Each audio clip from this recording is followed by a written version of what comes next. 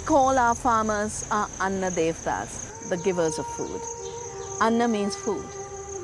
Devta means the one who gives. The farmers' suicides, which have reached 250,000 in India, is a form of a genocide.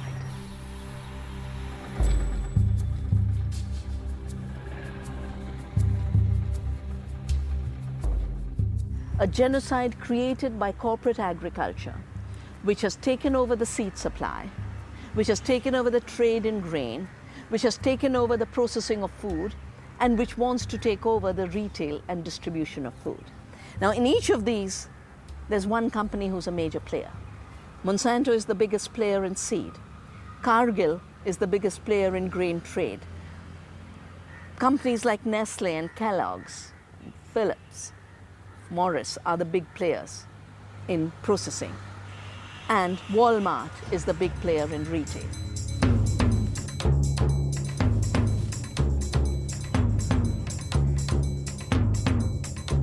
I have witnessed dramatic changes in this country in my lifetime. My mother chose to be a farmer. She was very highly educated, but she said, I want to be a farmer. She brought us up on her income as a farmer. She sent us to the best schools on her income as a farmer. And then in the 90s, things started to change as this new global economy started to redefine things, where Indian farmers were now consumers of patented seed, of non-renewable seed. When we grow seed, we say, may the seed be exhaustless. When Monsanto sells seed, they're saying, may our profits be exhaustless. And in the process, they've taken over the entire seed supply in the cotton area.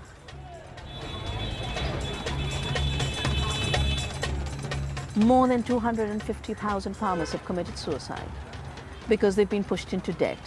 If a farmer is forced to buy seed every year and pay royalties, if a farmer is forced to buy pesticides on scales never known, if a farmer has to sell their cotton at very low prices because of international dumping, the consequence is debt. And the farmers might be seduced by the advertising to go into these new seeds, but they don't find a way out because meantime the corporations destroy the alternative seed. They destroy our public breeding, they destroy the farmer's seed through something called seed replacement. They lock our governments into all kinds of agreements that only Monsanto seeds will be sold. They lock our seed industry into agreements that only their BT cotton will be sold. And so you see an epidemic of suicides. This is the result of forgetting that Anna is sacred and the Anna Devta has to be respected in society and not made prey to the predatory greed of corporations like Monsanto.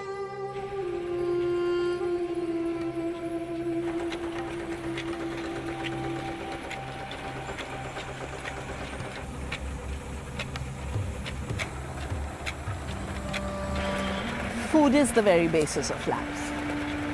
And that is why food has been treated as the embodiment of the divine. Brahman, God the Creator, is embodied in our daily food. And that calls for you to respect food. That calls for you to make sure you grow food in the right way without harming the earth. It ensures that you don't see anyone hungry around you. Because if food is the embodiment of the divine, then sharing and giving of food is an obligation.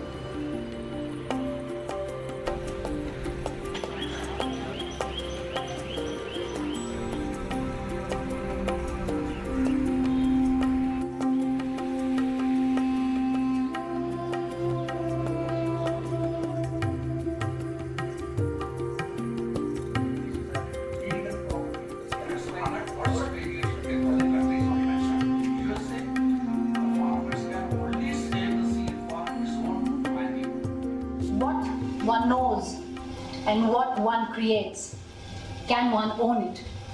And I think that's the fundamental question here. Look, you cannot patent knowledge which is somebody else's traditional wisdom. We fought the case in the Supreme Court. We fought the case of Neem for 11 years. And we fought this case in the Supreme Court to get the Supreme Court to give instruction to the government that defending the national heritage, which is our biodiversity and our traditional knowledge, is their duty. We can fill in to wake up people, but it's not our work. It's not the work of small organizations like ours. They were exporting all the neem for pest control to the United States. There was no neem available for Ayurveda. There was no neem oil available for women to light their little lamp in the huts because it changed the nature of the control over the resource itself. And even though the patent might not have been implemented here, the trade influence meant a diversion, and this global market has such a limitless appetite that it can take what looks abundant like neem and haldi and create a scarcity out of it. So it has real impact. And we also built a movement in the US, and that movement was to the United States Patent and Trademark Office, which is USPTO, that if you don't revoke this patent, then we will have to rename you the US Piracy and Theft Office. We are holding this meeting after 25 years of defending the rights of people on the issue of traditional knowledge and biodiversity.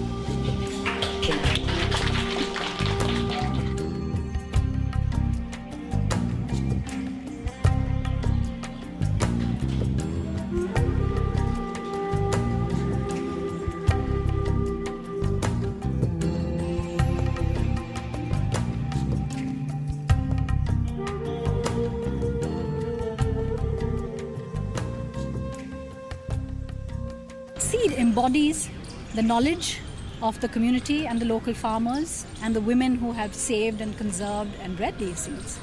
But it's also a certain respect for life. It's about how local communities have revered natural processes of life and not playing God with life itself, with modern biotechnology and what in the name of science is being done today is reconstructing seed, treating genetic material like a jigsaw, reconfiguring it into genetically modified seeds and other living organisms, and releasing it in the open environment. So this is this very sanctity of life which is being disrespected, along with the disrespect to the local knowledge of communities who have actually developed this community knowledge.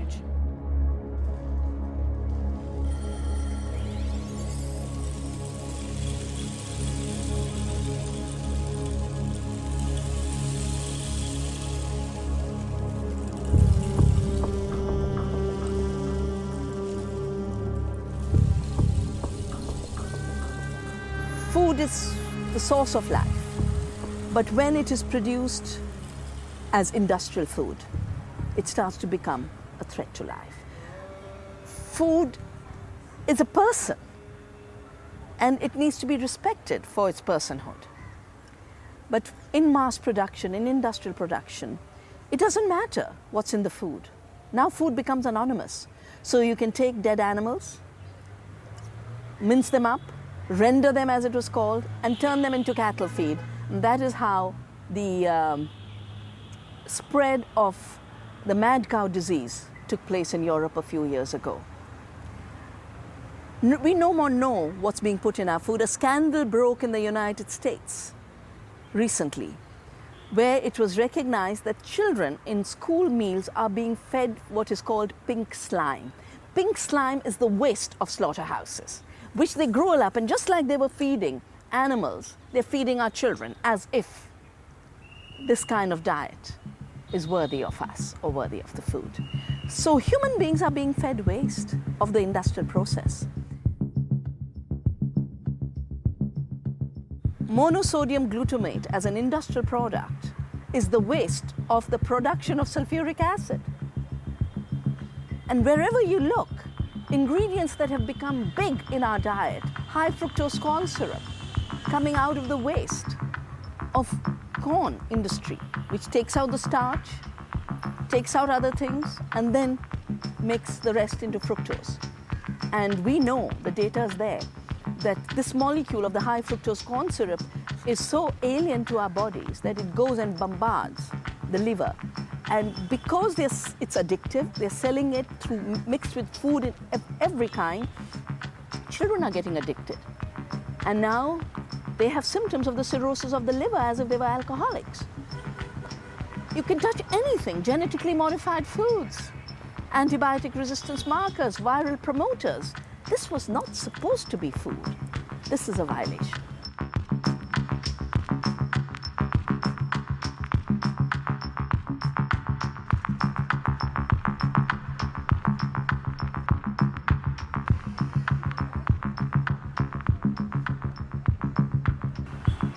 Food in modern life has become two things.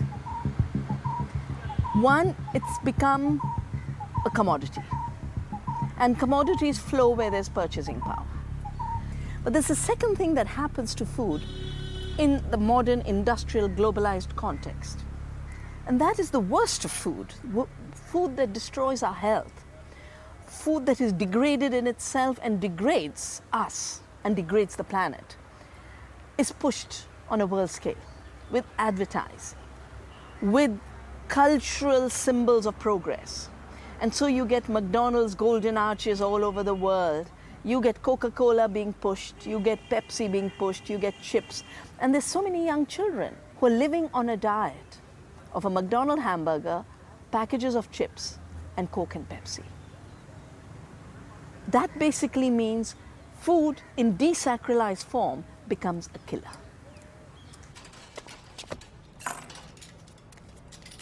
खाने में क्या है? लौकी। लौकी।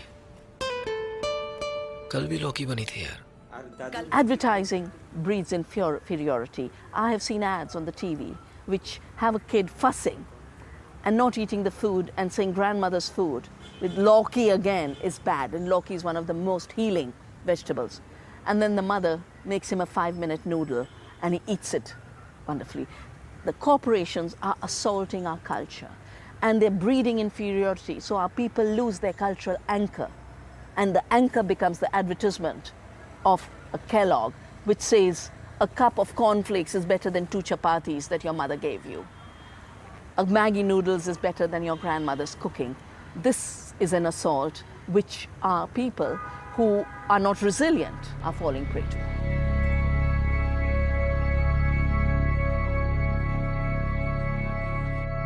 The current crisis of 1 billion people going without food and another 2 billion suffering from diseases related to a bad diet, related to mass consumption, is related intimately to the corporate takeover of food. And so we have a strange situation where even though the earth is providing enough food, as Gandhi said, the earth has enough for everyone's needs. We have enough food for everyone's needs, but the earth does not have enough for a few people's greed. If there's hunger today, it's because of the greed of corporations.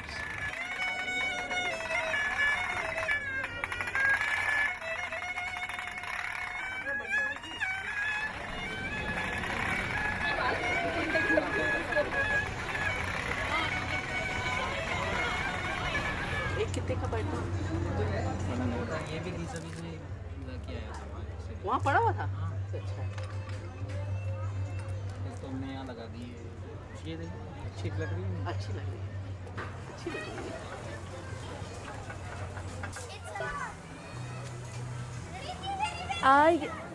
I've grown up in an India where we had driven out mass consumption, and it was enshrined in our policies as well as our culture. In 1990s, under the pressure of global corporation, the world economy was organized around the principle of globalization, which basically means corporations now have the freedom to come here. In 1977, we had thrown Coca-Cola out. Now they have a right to invest again. We had no industrially processed junk food because we knew it's bad for us and we knew it's bad for employment. So our food could only be processed at the small scale level by law. All of those laws have been struck down by the WTO and the laws of globalization. So a part of it is forcing, But once these companies learn how to make big money, they don't just attack from the outside through institutions like the World Bank, IMF, and WTO. They also start to erode from the inside. They bribe, they corrupt our system, and if in the last 1 year, India has been more known for corruption scandals, at every level, a globalized economy rests on corruption, and corporations love it.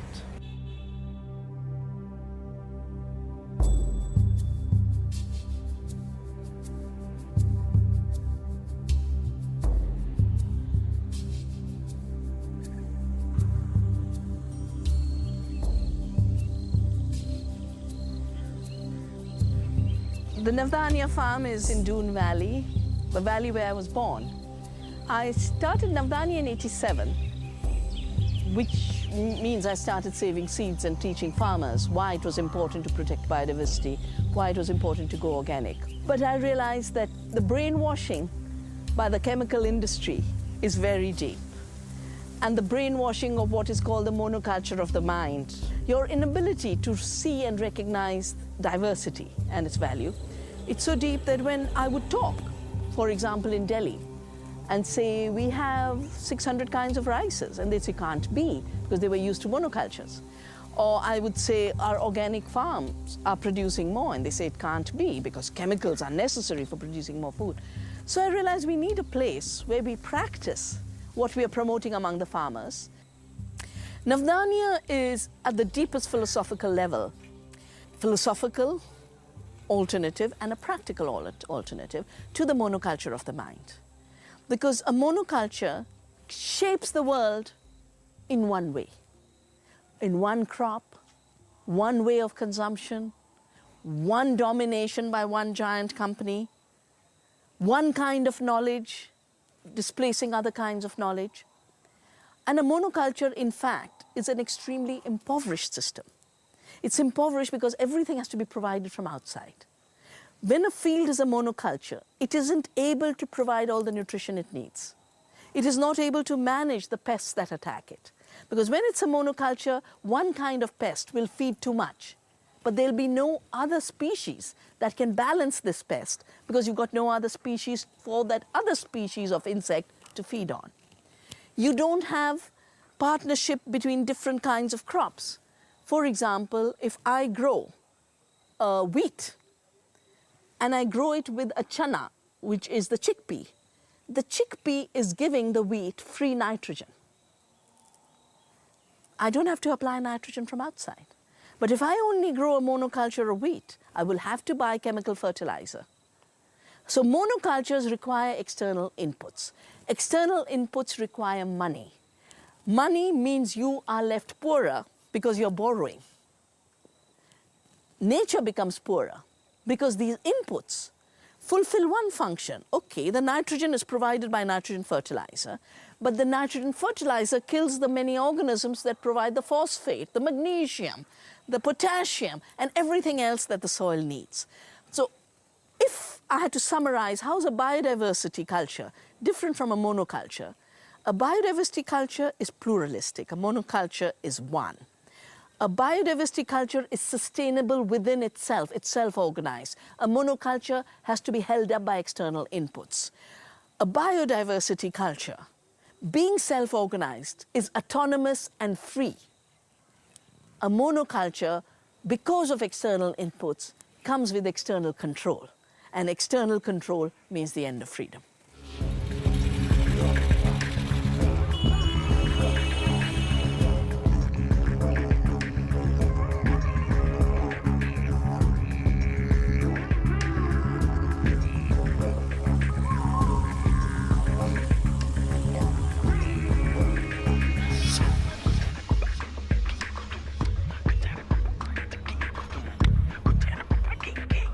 The Industrial Revolution and the globalized monoculture has left the West with a very monoculture thinking.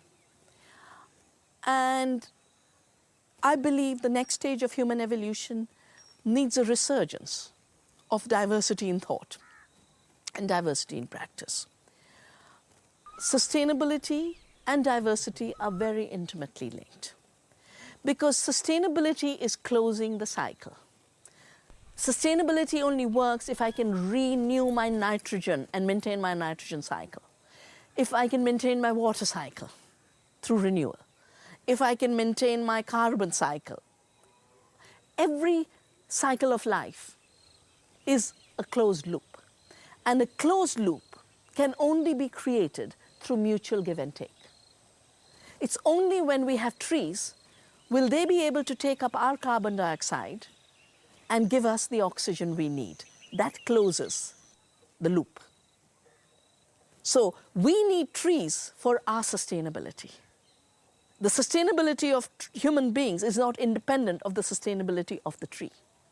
We need pollinators in order to be able to have a crop, because pollinators are what allow reproduction to take place.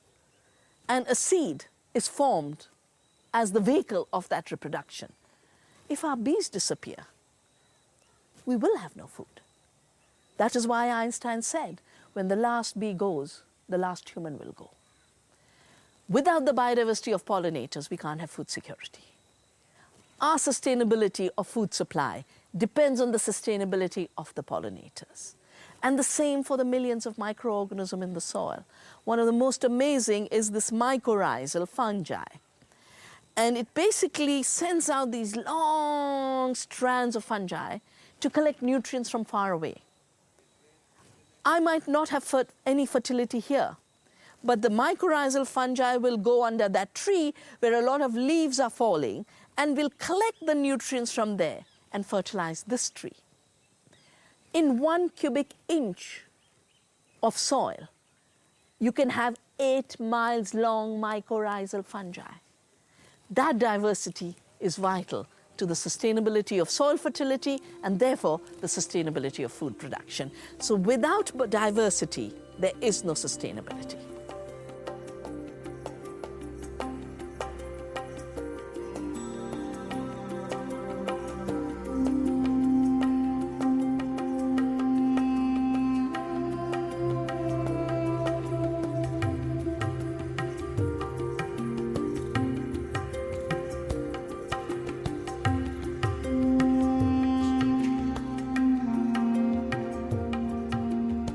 I think wherever big agribusiness takes over, they create a monoculture and they create a specialization. Now, if I'm a physicist and I get specialized in one particular discipline, that's fine, because it gives me the ease of calculating one kind of equation. But if I'm a society and I specialize in one kind of food, then it means I'm not growing the other things that I need, because everyone has to eat diversity. You need the greens, you need the vegetables, you need the pulses, you need the dairy, you need for some who eat meat, a little bit of meat. So when you become meat-producing country, you become a meat-eating country.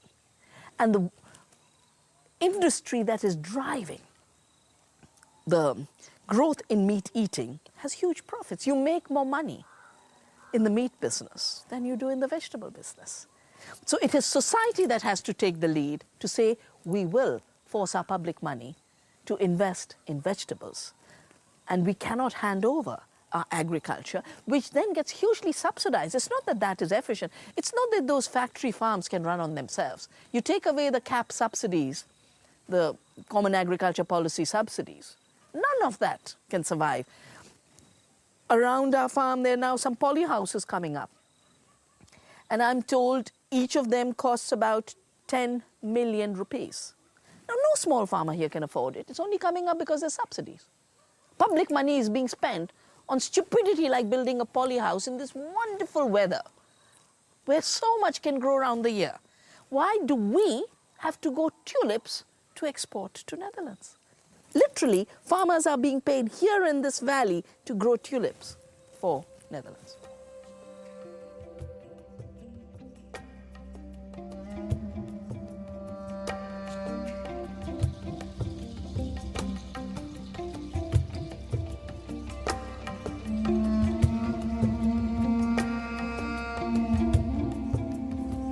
In Indian philosophy, whole of life is life in balance. And healthy life is maintaining the balance. So Ayurveda is the discipline of the science of life, which is in our medical system, which is in our food system. And when applied to trees, it is called Vriksha Ayurveda. Vriksha means the tree. Ayurveda means the science of life of the tree. And just like we heal ourselves with medicinal plants in Ayurveda, not with allopathic drugs, in the area of plants and trees, you don't have to spray with chemicals when there's a virus. You don't have to give artificial growth hormones. For everything that is toxic in the chemical world, there's something living in Vriksha Ayurveda. And those who practice Vriksha Ayurveda work with nature to heal diseases of the plant.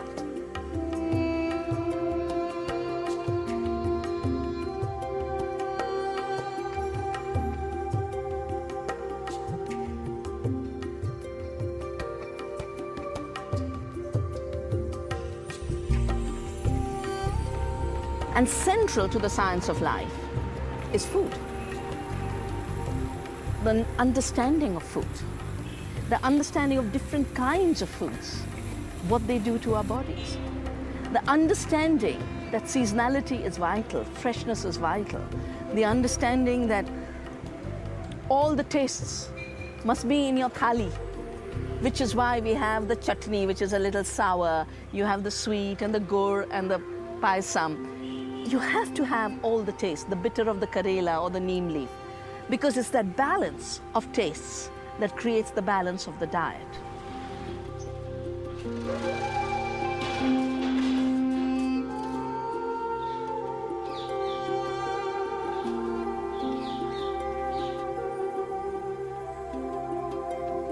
Food is the very web of life. And everything that exists is something else's food. That is what the Taittiriya Upanishad teaches us. I say the Taittiriya Upanishad is the ultimate ecological textbook that everyone in the world should read. We know life is supported by a web of life. But what is the currency in this web of life? It's not dollars, it's not euros, it is food. A small protozoa will be eaten by a bacteria, will be eaten by other predators, and through all this web of life in the soil, nutrition is created, which then feeds the plant. That web of life then provides nutrition to the plant, which provides nutrition to us or other animals. Ultimately, it's all coming from a circulation of food. And that is why the web of life is a food web of life, and that is what the Taittiriya Upanishad is saying. It is the very basis of our being.